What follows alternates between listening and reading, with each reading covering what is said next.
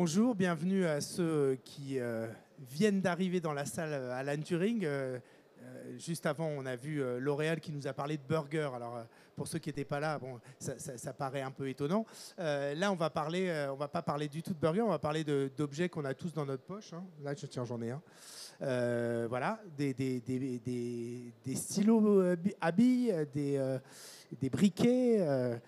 On est sûr que cette conférence ne va pas être rasoir, en tout cas, ça on le sait déjà, puisqu'on a Vincent Espy qui est VP Supply Chain Europe de BIC et qui va nous parler de la transformation de sa supply chain vers une supply chain régionale, mais surtout des supply chains régionales, mais surtout des supply chains avant tout résilientes et agiles. Et puis on va peut-être même prononcer un mot, mais je ne déflore pas pour l'instant, il est marqué ici, mais il est marqué aussi en une de Supply Chain Magazine. Mais on va parler de ce concept d'antifragilité aussi avec Vincent.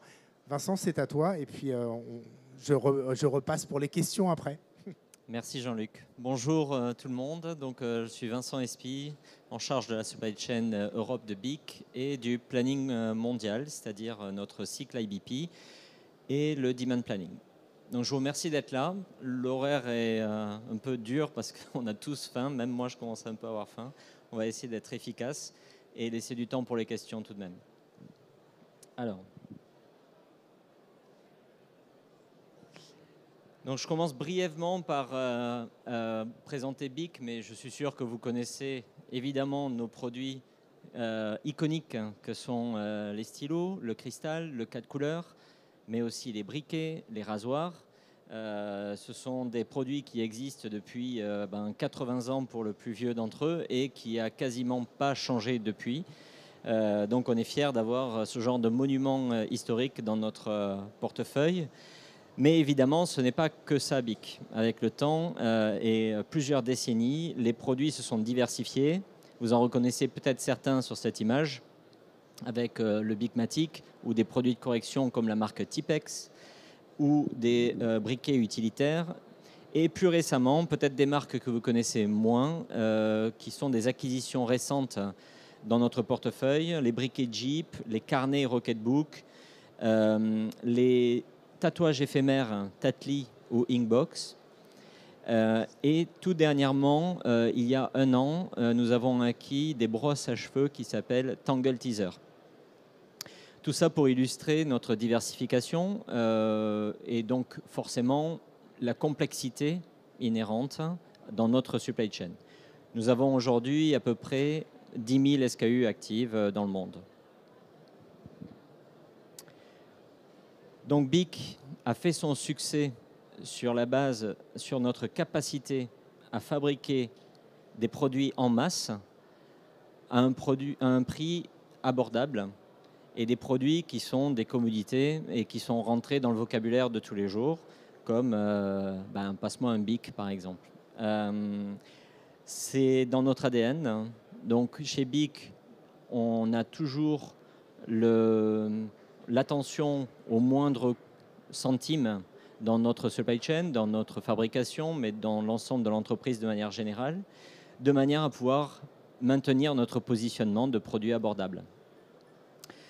Nous sommes soit numéro 1, soit numéro 2 sur nos catégories, sur nos segments. Human Expression, ce sont les stylos, Flame for Life, les briquets, Blade Excellence, tous nos rasoirs. Ce qu'il faut retenir de BIC, mis à part le fait que nos produits sont de très haute qualité et très difficiles à fabriquer malgré la masse, c'est qu'on en fait beaucoup. On vend 28 millions d'unités par jour. 28 millions d'unités par jour. Donc BIC, c'est une institution pour nous, mais c'est aussi une artillerie lourde quand il s'agit des opérations, de la fabrication ou de la supply chain. Et en plus de ça, évidemment, la plupart de notre volume est saisonnier avec la rentrée des classes qui peut atteindre 3 à 4 fois les volumes d'un mois normal ou d'un mois de basse saison. Donc,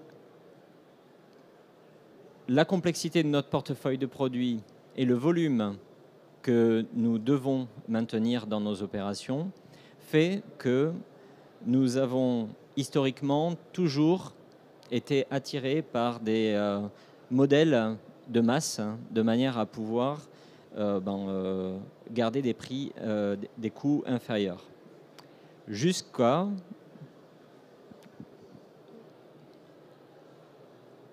que le Covid débarque ou que d'autres crises que je pourrais énumérer, mais je pense qu'il y en aurait trop, entre la guerre en Ukraine, la guerre à Gaza, la mer Rouge qui a fermé avec le détour par le cap de Bonne-Espérance, plus récemment les tarifs douaniers. Enfin, je crois que la liste est beaucoup plus longue que ça. Je crois que j'ai pu à démontrer que nous sommes dans un monde dit VUCA. Alors VUCA, c'est le terme qui est maintenant bien connu. Jean-Luc, dans son édito du magazine de ce mois-ci, m'a appris un nouveau acronyme qui est BANI, c'est ça? C'est ça, BANI, ouais. Voilà, donc je ne le connaissais pas, il est assez marrant celui-là aussi. Ça veut dire quoi déjà? Brittle, qui veut dire fragile, anxious, anxieux. Le N, c'est quoi? Non-linear et incomprehensible. Incompréhensible, voilà, c'est ça. Voilà. Donc je crois que c'est plus à démontrer qu'aujourd'hui, tous ceux qui travaillent en supply chain, la plupart d'entre nous dans cette salle, font face à beaucoup de changements, voire disruptifs, et ça fait partie de notre quotidien. Et notre job, c'est de s'adapter au plus vite, parce que évidemment, là où on gagne des parts de marché, c'est quand on s'adapte plus vite que les concurrents. Et c'est pourquoi il y a un autre terme, un autre acronyme qui est apparu, SNAFU. Je ne sais pas si vous le connaissez, celui-là. Il me fait beaucoup rire. C'est un terme que j'ai entendu dans une conférence qui vient de l'armée américaine et qui signifie Service Normal, All Fucked Up.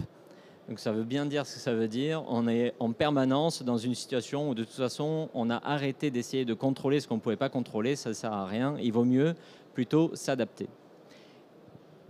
Et du coup, Jean-Luc m'a proposé de venir parler de résilience, évidemment. Alors, la résilience, pour BIC, ça a commencé principalement après le Covid, mais il y a 3 ans, quand nous avons régionalisé notre supply chain. Alors, il faut dire qu'ici, je montre la carte de nos usines dans le monde. BIC existant depuis 80 ans, évidemment, toutes ces usines n'ont pas poussé dans les 3 dernières années. Ça a été l'effort de plusieurs décennies. Car il faut savoir que les stylos sont des produits qui sont assez locaux d'un point de vue culturel, pas que d'un point de vue supply chain, avec une fabrication au plus proche des points de consommation, mais juste culturellement, aux États-Unis, un stylo de base, c'est un round stick, par exemple. Alors qu'en France, ça serait plutôt un cristal ou un 4 couleurs. Alors qu'en Belgique, on parlera plutôt d'un M10. C'est un autre type de stylo qui est assez communément utilisé par les écoliers. Tout ça pour dire que, du coup, quand BIC a cru dans le monde entier, de nouveaux stylos ont été fabriqués aux 4 coins du monde dans les 24 usines que nous avons aujourd'hui dans le monde entier. Néanmoins, il y a 3 ans, nous avons repensé notre régionalisation de manière à accélérer et à faire plus local. Alors, qu'est-ce que ça signifie? On a fait 2 choses principalement. La première, c'est qu'on a régionalisé notre équipe, notre organisation supply chain. Donc maintenant, on a des équipes Europe, North America, Middle East Africa, APAC, qui sont en charge donc d'une supply chain qui est plus réduite en termes de périmètre. Et donc, par conséquent, nos équipes peuvent aller plus profond et être plus près des besoins des marchés. Et les besoins sont très différents. Déjà, on opère tous sur différents canaux de distribution, entre la grande distrib, le e-commerce, les marchés traditionnels qu'on a tendance à oublier, mais pour nous, chez BIC, c'est très important. C'est par exemple les marchands de tabac, les papeteries. Tout ça, c'est, on va dire, le marché traditionnel qui reste encore assez important. Et donc, tous ces canaux, multipliés par les différents pays, ont des besoins différents. Et donc, la supply chain doit s'adapter à ça. Donc, d'où l'idée de régionaliser les équipes. Et aujourd'hui, chez BIC, même si on a une organisation qui reste internationale, mondiale, la plupart de nos décisions sont décentralisées dans les régions. Donc, par exemple, si on prend le cycle S&OP, donc chez nous qui s'appelle IBP, c'est quelque chose qu'on fait tourner dans chacune des régions, Europe, NAM, Middle East Africa, Et c'est là où la plupart des décisions se prennent. Et ce n'est que exceptionnellement qu'on doit escalader des arbitrages au niveau international et au niveau COMEX. La deuxième chose que nous avons faite dans la régionalisation, c'est de faire du nearshoring. Donc le nearshoring, un concept qu'on avait un peu oublié depuis au moins 10 ans, parce que l'enjeu de toutes les supply chains, en particulier des produits de grande consommation, c'était d'optimiser les coûts et de faire au plus grand nombre. Et donc du coup, beaucoup d'entre nous, de nos concurrents, ont délocalisé la production en Chine, en Inde, etc., pour arriver à massifier. Donc c'est plus à la mode depuis quelques années. BIC n'est pas une exception dans le domaine des FMCG. On a tous régionalisé et fait du nearshoring, c'est-à-dire donc fabriquer au plus près du lieu de consommation. Pour nous, au plus près, ça signifie au moins sur le même continent. Aujourd'hui, on arrive à fabriquer... Ah pardon, je vais le dire à l'envers. 80% des produits vendus sur un continent sont fabriqués sur ce continent. Voilà ce qu'on appelle nearshoring chez nous. Qu'est-ce que ça a impliqué de faire du nearshoring? Cela a impliqué qu'il a fallu qu'on divise nos capacités de production. Donc là où on avait 3 lignes de production implantées dans un pays low cost, on en a exporté une et on l'a rapprochée de son pays de consommation. On a donc divisé les capacités de production, on les a un peu mieux réparties en fonction des ventes et on a parfois fait des backups, donc des doublons de fabrication et de stockage. Alors, pourquoi on a fait tout ça? Pour être plus près des marchés, donc de nos consommateurs, mais aussi de nos clients, et parce qu'on sait que nos consommateurs sont sensibles à 2 critères. En tout cas, dans le monde des produits de grande conso, ça marche généralement comme ça. En 1, c'est le prix, c'est indéniable. Et en 2, c'est la localisation de la production. Donc certains parleront du Made in France, par exemple, qui a encore une valeur. Et pas que dans le luxe, dans les produits de grande conso aussi.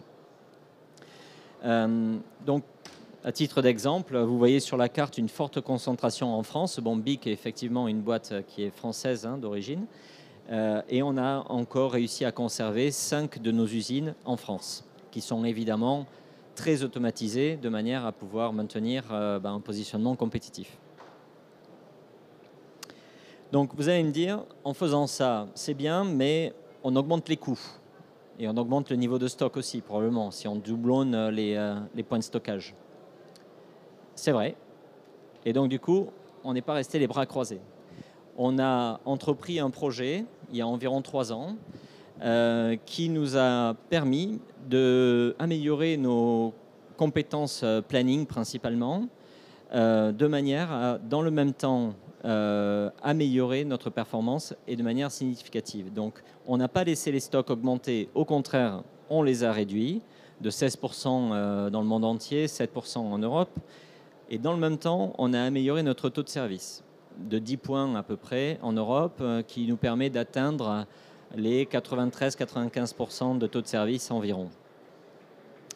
Nos coûts ont baissé, aussi du fait que le transport est moindre maintenant dans notre PNL, et l'engagement des équipes a cru également. Je pense que c'est peut-être un peu lié, car ce sont des projets qui sont assez motivants, et en particulier quand ils sont couronnés de succès. Alors, comment on a réussi à faire ça? Alors, comme je disais, on a beaucoup travaillé sur nos compétences de planification. Donc, chez BIC, on a la chance d'avoir des super planeurs, des équipes planning qui sont assez matures. On a la chance d'avoir des super outils. On utilise Blue Yonder principalement, et on utilise également Anaplan. Et on a un super process. Notre cycle IBP qui tourne dans les régions est ensuite consolidé et tourne au plan mondial, et avec une forte mobilisation de tout le COMEX autour de ce process, jusqu'à notre CEO lui-même. Donc je pense qu'on peut largement les remercier pour le travail accompli, et on a réussi à transformer une supply chain mondiale en une supply chain régionale sans accroître les coûts, au contraire en les diminuant. Un autre levier sur lequel on a joué, c'était la réduction de la complexité. Ça fait partie de notre motto chez BIC, la simplicité, mais aussi la joie, etc. La simplicité pour la supply chain, ça a signifié quoi? Ça a signifié la réduction du nombre de SKU. On a réduit à peu près d'un tiers sur les 6 dernières années. Et mécaniquement, quand on réduit le nombre de SKU, on réduit automatiquement les SLOB, les produits obsolètes, car on se permet de terminer des produits qui fonctionnent moins bien.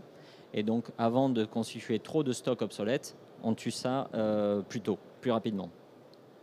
Aujourd'hui, donc, nos SLOB sont nettement réduits par rapport à ce qu'ils étaient il y a 3 ans et on est sur du 1% de notre chiffre d'affaires à peu près en produits obsolètes.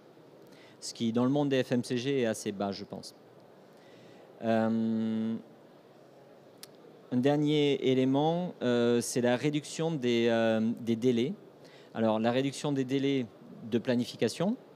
Notre cycle IBP fonctionne bien et on a une réactivité, responsiveness, comme ils disent en anglais, de 1 à 3 mois.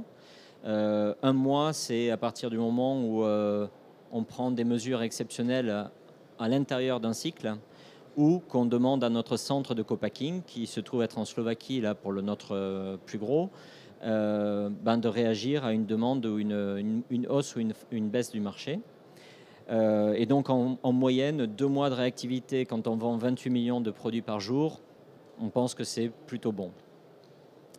On a également réduit des délais de transport en faisant des directs usines, un peu plus que ce qu'on faisait auparavant. Direct usine directement vers les marchés, là où les produits sont vendus. Mais surtout pas en faisant de l'air freight. L'air freight est quelque chose qu'on bannit chez nous. On est maintenant à moins de 1% au plan mondial, quels que soient les flux, tous flux confondus, de manière à maintenir les coûts faibles. Donc l'air freight, c'est une solution de facilité que nous ne choisissons quasiment jamais.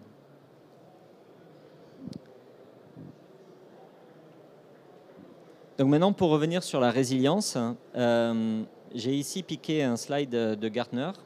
Alors Gartner ne sont pas ceux qui ont inventé le concept de antifragilité.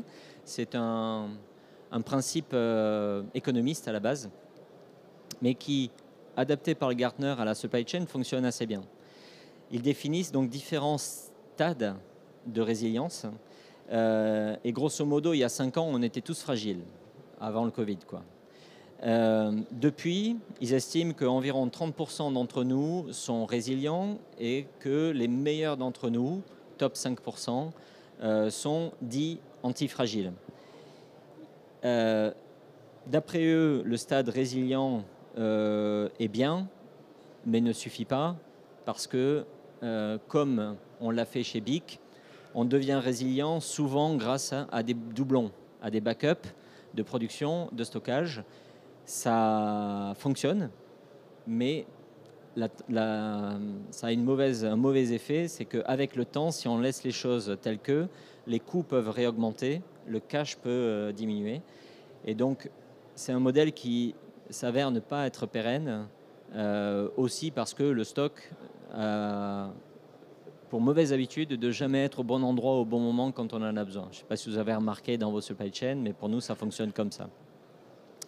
Donc, cette idée d'aller vers autre chose qui soit plus rapide et plus adaptable de manière à gagner en vitesse par rapport aux concurrents.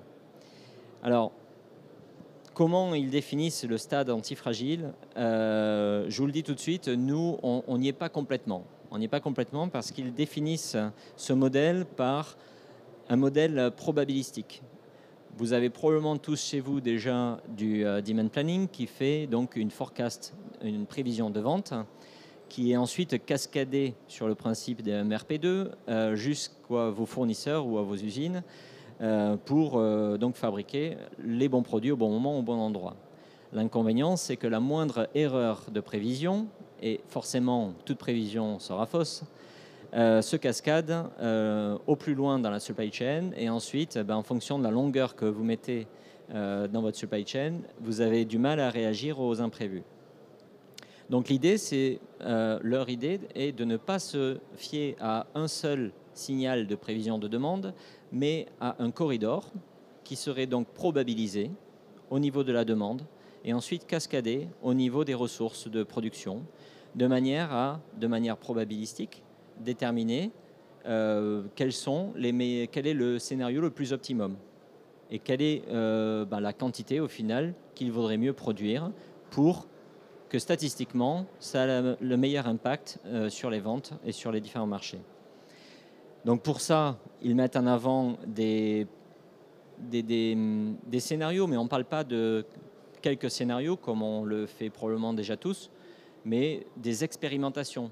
Donc ça veut dire des milliers de tests, des milliers d'expérimentations, des milliers de scénarios qu'on laisserait une machine faire tourner de manière à trouver la meilleure probabilité sur la base de certains paramètres, des contraintes de production, de vente, etc.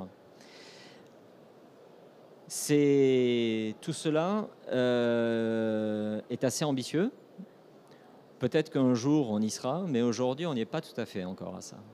On est quand même très fiers d'arriver à faire des scénarios, d'arriver à avoir des outils de simulation qui en interne nous permettent de voir l'impact d'une décision en IBP sur notre marge. Et ça, c'est déjà pas mal, c'est déjà très important. On est assez fiers d'avoir maintenu une centralisation de nos policies, de nos règles en interne, comme par exemple celle de la freight que je disais tout à l'heure, bien que les décisions soient délocalisées dans les régions. Donc on a une espèce de centralisation de la gouvernance avec des décisions qui sont prises en local selon ces règles-là. On est assez fiers également d'avoir des supply chains qui sont modulaires. Comme je le disais tout à l'heure, on a déplacé des capacités de production. On essaye autant que faire se peut d'utiliser des machines ou des technologies qui sont similaires d'une usine à une autre, de manière à ce qu'on puisse changer facilement. Par exemple, depuis 2 ans, maintenant, on a entrepris de passer du blister plastique au blister carton ou à la boîte carton. En Europe, on va tous être soumis à cette réglementation à horizon 2030. Nous, ça fait déjà 2 ans qu'on a commencé à faire ça. Donc le fait d'avoir les mêmes machines ou les mêmes technos dans différents points de fabrication ou de co-packing dans le monde, ça permet de rendre sa supply chain modulaire et donc plus adaptive. Parmi les autres éléments que je citerai, le machine learning, l'intelligence artificielle, on n'est pas les meilleurs sur le sujet, clairement pas. On en entend beaucoup parler là, en particulier sur ce forum. Les cas d'utilisation sont encore assez limités. Chez nous, c'est un peu la même chose. On a des cas d'utilisation, mais ils sont assez limités pour l'instant en termes de périmètre. Et ça fait partie de notre feuille de route. On voudrait pouvoir investir plus là-dessus, de manière à pouvoir être bénéficier des meilleures technologies. Et donc pour ça, on investit en ce moment sur nos outils pour passer donc par exemple à la dernière version de Blue Yonder et d'autres pilotes de machine learning sur lesquels on va investir dans d'autres technologies. Donc ça fait partie de nos plans dans la feuille de route. J'irai pas plus loin pour le moment. Ce qui est important de garder en tête, c'est qu'on est tous face à un monde changeant et je suis sûr qu'à l'avenir, il y aura plein de crises qui vont nous occuper sérieusement. La résilience reste un levier clé pour tout manager de la supply chain et c'est même maintenant vu par les CEO des entreprises. Je cite ici un sondage qui a été fait auprès des CEO des grandes entreprises qui voient la supply chain comme leur arme, leur avantage compétitif par rapport aux concurrents pour devenir plus résilients et gagner sur les marchés. Voilà, je vais rester sur cette note plus optimiste. Merci.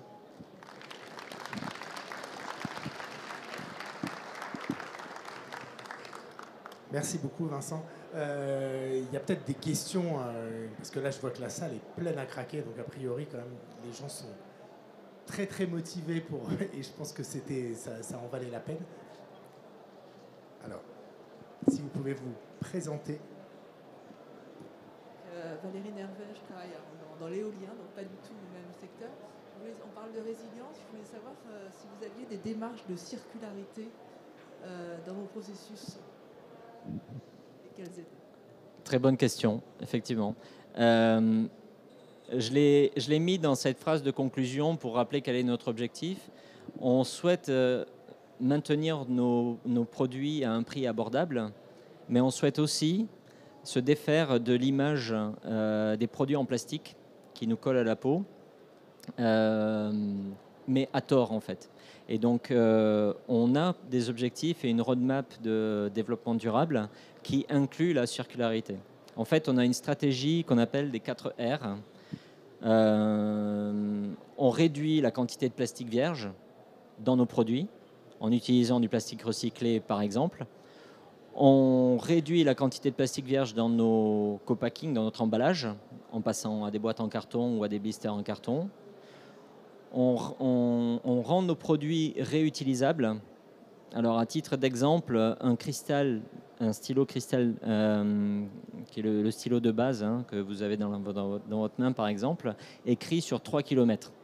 Écrire sur 3 km, ça ne vous parle peut-être pas, mais ça représente, par exemple, tout le livre de Roméo et Juliette de Shakespeare. Donc, le jour où vous aurez écrit un livre entier, là, à ce moment-là, vous pourrez changer de stylo. Donc, très probablement, vous aurez usé beaucoup d'autres stylos qui ne sont pas Bic avant d'user un produit Bic.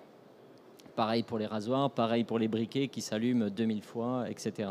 Donc, quelque part, c'est pas un produit jetable. On se bat contre ce mot-là de manière à démontrer que nos produits, en fait, durent et durent très longtemps. Même les rasoirs. Mais les rasoirs, ils sont faits pour vous raser correctement une vingtaine de fois. On ne peut pas appeler ça un rasoir jetable, c'est pas possible. Et le 4e R, c'est donc alors le 3e, c'était la recharge. Donc pour que nos produits, que vous puissiez acheter des recharges, donc des mines, des lames, etc., dans le même produit qui va durer hyper longtemps. Et le 4e R, c'est la recyclabilité. Et c'est là où la circularité intervient. On a mis en place des bennes de collecte de stylos, par exemple dans les écoles à la fin de l'année, pour que les écoliers puissent jeter ces stylos. On essaye de faire pareil avec les briquets, avec des bennes spéciales ou des accords avec des recycleurs comme Paprec pour collecter les briquets. Et on a conçu, parce que chez BIC, on est une entreprise qui est très intégrée verticalement. On fabrique tout. On fabrique même les machines qui fabriquent les stylos. Et donc, on a conçu une machine qui va démonter un briquet de manière à pouvoir le réinjecter dans notre flux de production, donc avec du plastique recyclé, avec les pierres recyclées, etc. Donc, la circularité, c'est quelque chose qu'on attaque vraiment. Et on est limité par, je pense, le frein de notre société. Parce que malheureusement, l'économie circulaire, c'est plus un terme très très à la mode depuis peu. Là. C'était à la mode il y a 3-4 ans et ça reviendra, j'en suis convaincu. Mais là, en ce moment, je trouve qu'on l'oublie un peu. Mais ça, c'est un phénomène de société plus que de chez BIC. Ça va revenir. J'espère bien. C'est surtout que là, effectivement, il y a d'autres choses à penser au niveau France pour le moment. Est-ce qu'il y a une autre question? Ouais. Hervé. Hervé Lyon, Skeltwin. Vous avez évoqué bien sûr la montée en compétences, la transformation des processus et puis les différents outils, Blue Yonder et Anaplan.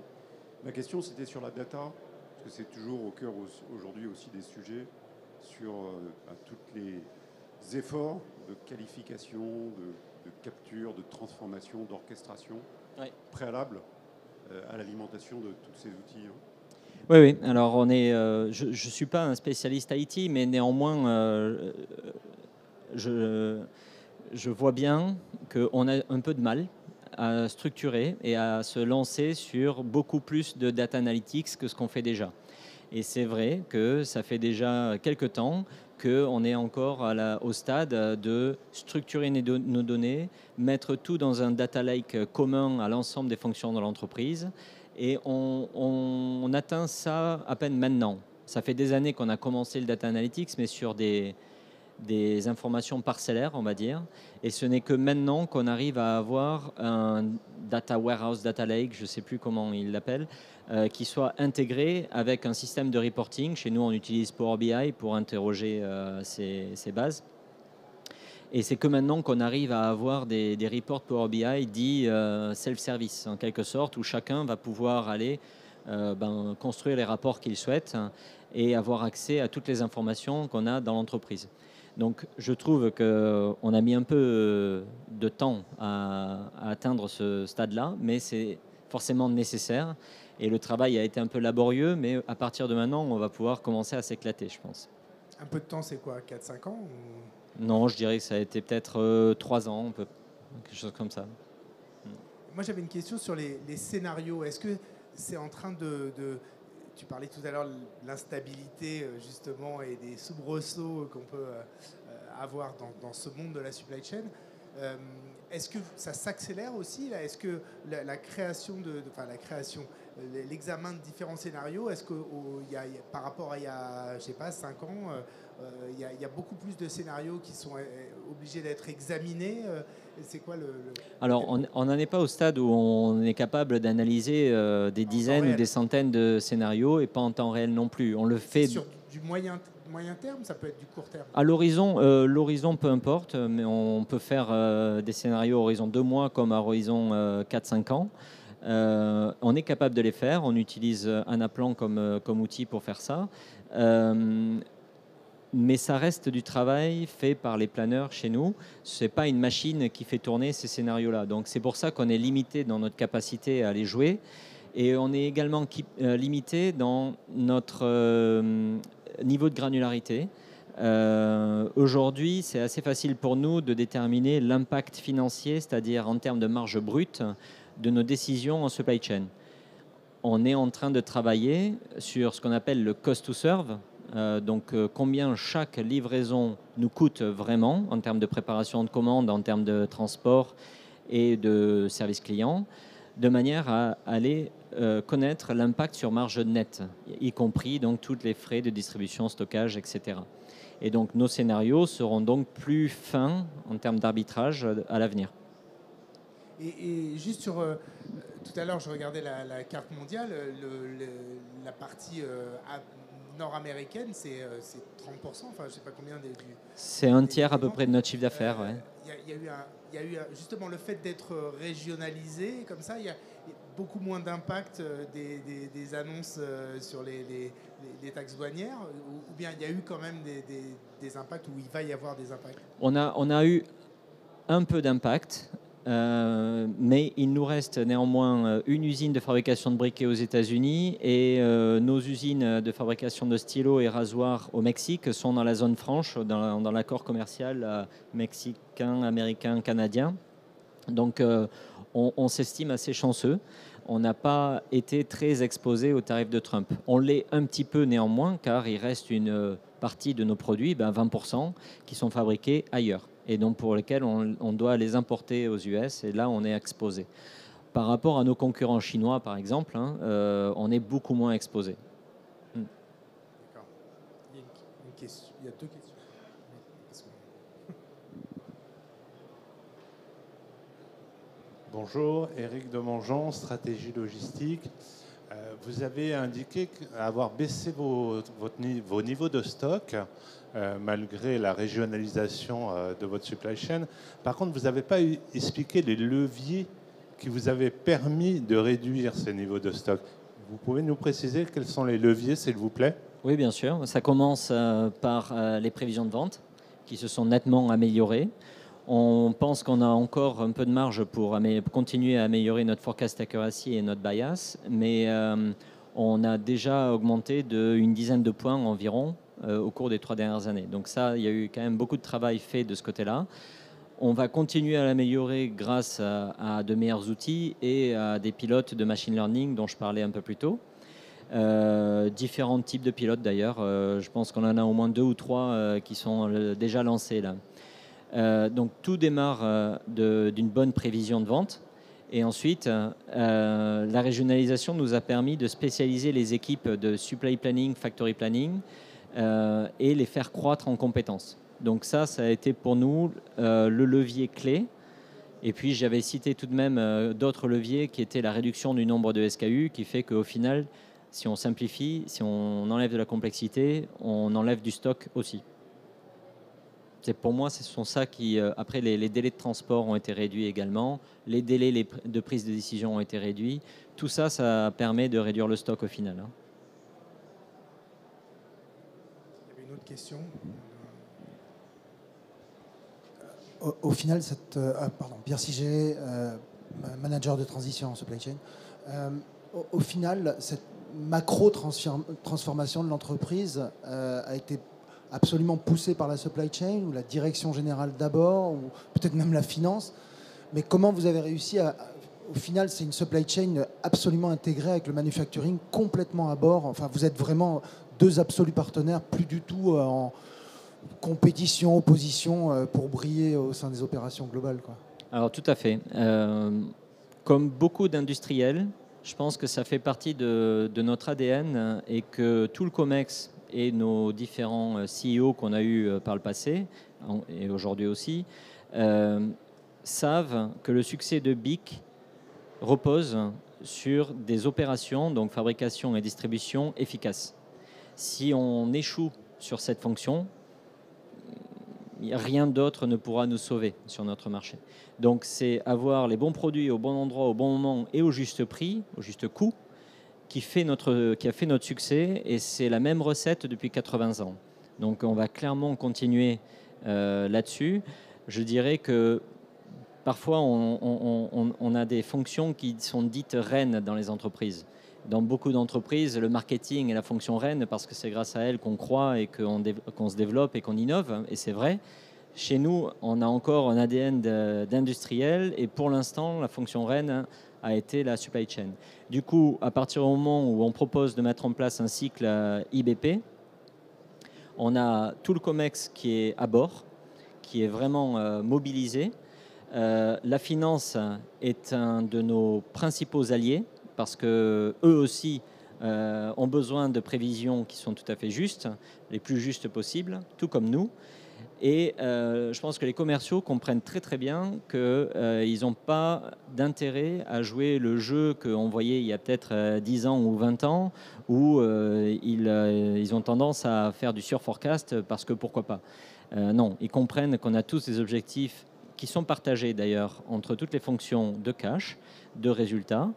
Et les commerciaux ont également la forecast accuracy comme un objectif individuel. Donc ils doivent vendre, mais ils doivent prédire ce qu'ils doivent vendre. Ça fait partie de leurs objectifs fin d'année. Donc c'est comme ça qu'on arrive à rendre la supply chain essentielle dans la boîte et qu'on évite les conflits. Et sur la culture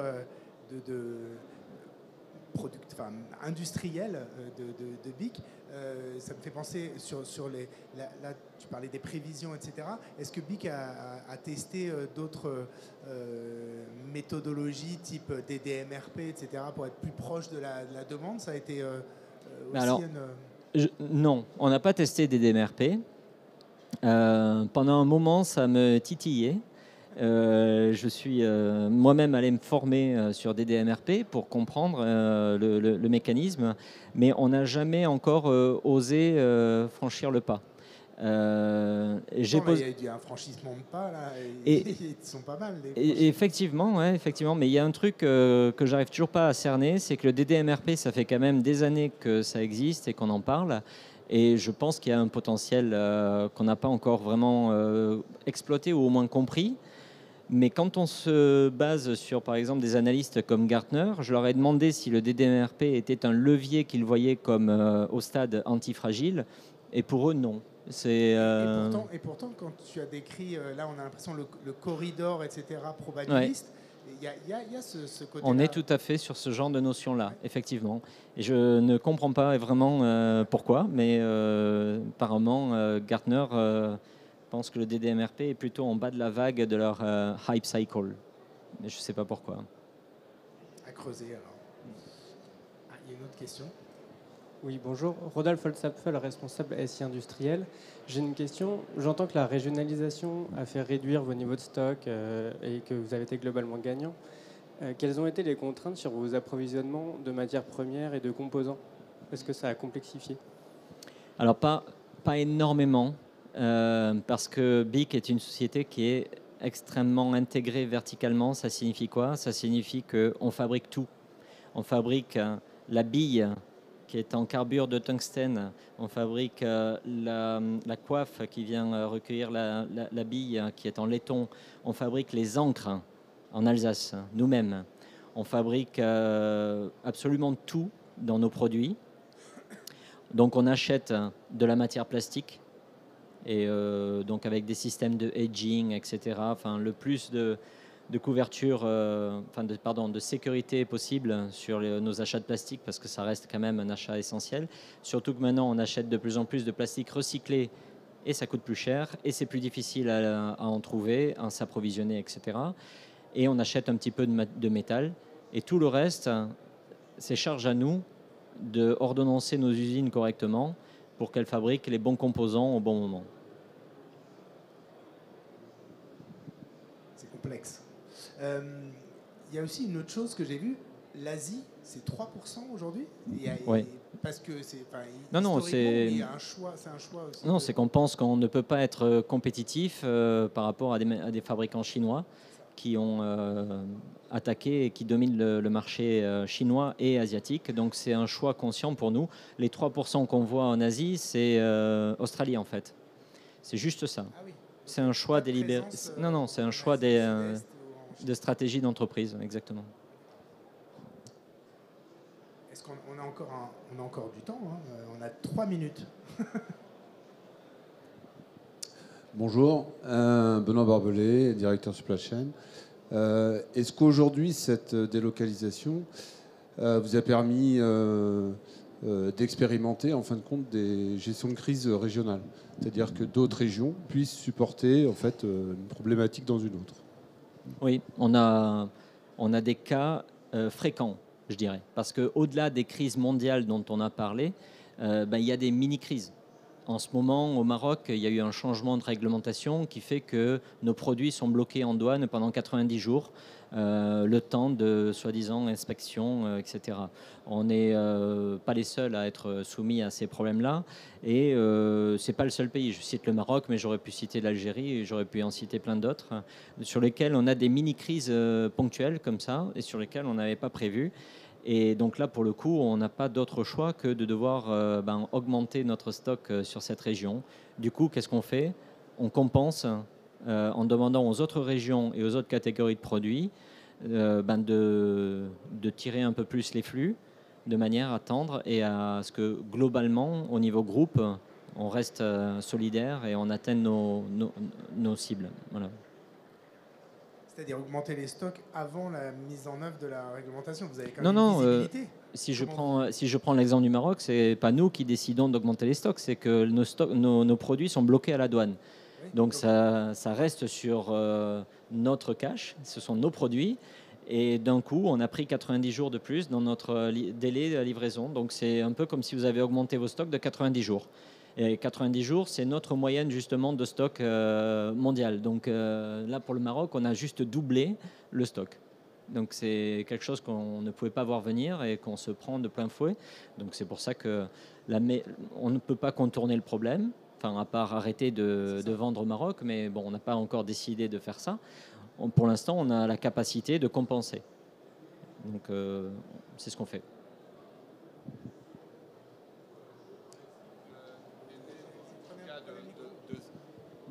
Et du coup, dans les arbitrages qui sont plutôt locaux, c'est une des escalations qui est possible au niveau groupe, justement, de se dire on vous demande de pouvoir compenser telle ou telle région par rapport à un résultat de... Alors, ça, c'est clair.